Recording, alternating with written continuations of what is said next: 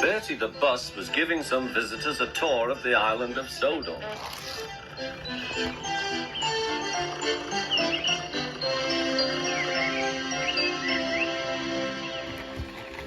It was their last afternoon, and Edward was preparing to take them to meet Bill and Ben, who found it hard to start the heavy train. Did you see him straining? Asked Henry. Positively painful, remarked James. Just pathetic, grunted Gordon. He should give up and be preserved before it's too late. Shut up, burst out Duck. You're all jealous. Edward's better than any of you. You're right, Duck, said Boko. Edward's old, but he'll surprise us all. I've done it, we're off! I've done it, we're off! Said Edward as he finally popped out of the station.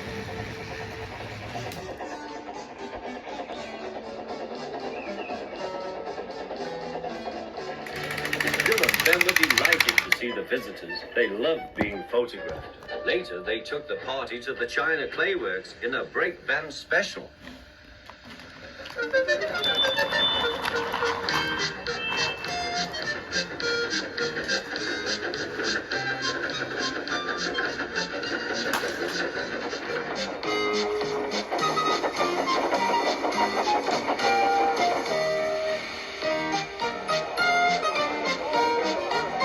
Everyone had a splendid time, and the visitors were most impressed.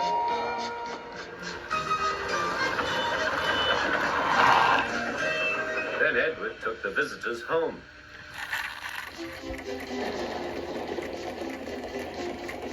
On the way, the weather changed. Wind and rain buffeted Edward. His sanding gear failed, and his fireman rode in front, dropping sand on the rails by hand. Suddenly, Edward's wheels slipped fiercely. With a shrieking crack, something broke. The crew inspected the damage. Repairs took some time. One of your crank pins broke, Edward, said his driver. We've taken your side rods off. Now you're like an old-fashioned engine. Can you get these people home? They must start back tonight. I'll try, sir, promised Edward. Edward puffed and pulled it harder, but his wheels kept slipping and he could not start the heavy train. The passengers were anxious. Driver, fireman, and guard went along the train, making adjustments between the coaches. We've loosened the couplings, Edward. Now you can pick your coaches up one by one, just as you do with trucks. That will be much easier, said Edward. Come on, he puffed, and moved cautiously forward. The first coach moving helped to start the second, and the second helped the third.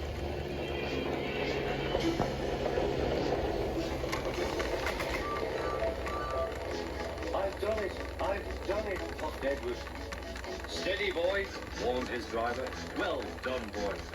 You've got them, And he listened happily to Edward's steady beat as he forged slowly but surely ahead. At last, battered, weary, but unbeaten, Edward steamed in.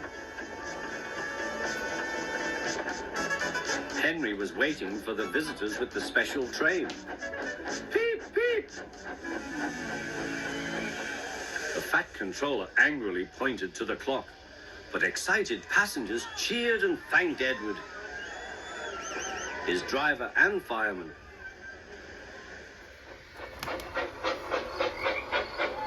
Duck and Boko saw to it that Edward was left in peace. Gordon and James remained respectfully silent.